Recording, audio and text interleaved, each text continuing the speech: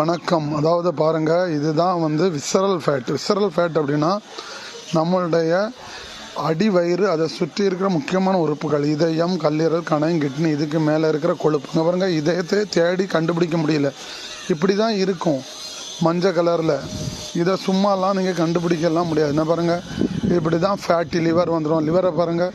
அதே மாதிரி நம்ம குடலை பாருங்கள், ஒவ்வொரு குடல், பெருங்குடல், சிறுகுடல், அதுக்கு இடையில பாருங்கள் இந்த மஞ்சள் கொழுப்பை பாருங்கள். இங்கே பாருங்கள் குடலுக்குள்ளே எப்படி இருக்குன்னுட்டு இப்படி தான் இருக்கும். இது பேர் தான் விசரல் ஃபேட்டு. இது ரொம்ப மோசம்.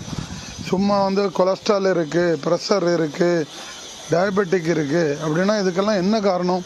இந்த மாதிரி விசரல் ஃபேட்டு தான் காரணம். இது எப்படி வருது அப்படின்னாக்கி ஒரு நாள் 2 நாளையில் வர்றது கிடையாது.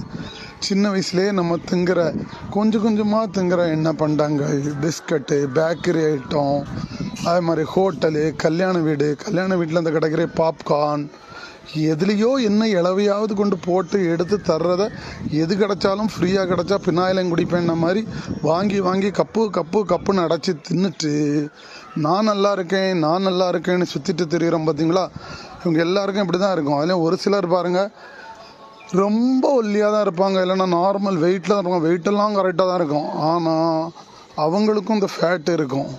இது ரொம்ப டேஞ்சரஸ். இதுதான் இந்த ஹார்ட் அட்டாக்கு, ஸ்ட்ரோக்கு, கை காலை பிடிச்சி இழுத்து வைக்கிறது, வாதம், முடக்கு வாதம், இதுக்கெல்லாம் காரணம்.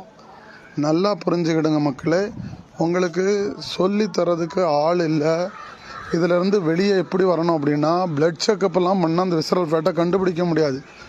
பாடி மாஸ் அனாலிசிஸ்ன்னு ஒன்று இருக்குது, அதை செக் பண்ணால் தான் முடியும். அதுக்கு நீங்கள் எங்கே போகணும் அப்படின்னாக்கி உங்களுடைய பக்கத்தில் இருக்கிற வெல்னஸ் சென்டருக்கு போகணும். அங்கே போனால் மட்டும்தான் உங்களுக்கு இதை உங்கள் உச்சந்தலையிலேருந்து உள்ளங்கால வரைக்கும் இடுப்பை சுற்றி எவ்வளவு கொழுப்பு இருக்குது, உள் உறுப்புகளுக்கு மேலே எவ்வளோ கொழுப்பு இருக்குங்கிறத சொல்லி அதில் உங்கள் உணவு பழக்க வழக்கங்களில் என்ன மாற்றங்களை கொண்டுட்டு வரணும்னு சொல்லி தருவாங்க.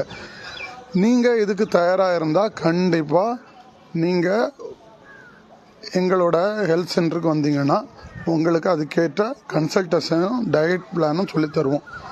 அதே மாதிரி என்ன ஃபாலோ பண்ணுங்கள்.